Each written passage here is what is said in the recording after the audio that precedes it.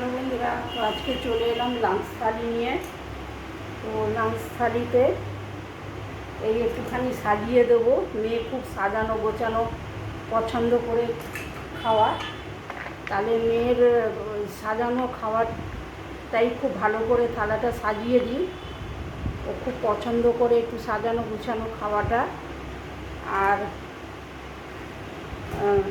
আছে পটল ভাজা,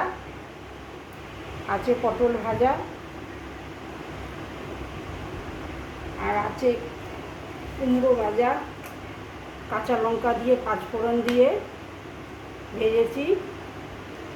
আর আছে পেঁপে দিয়ে ডাল, আর আছে ঝিঙে পোস্ত।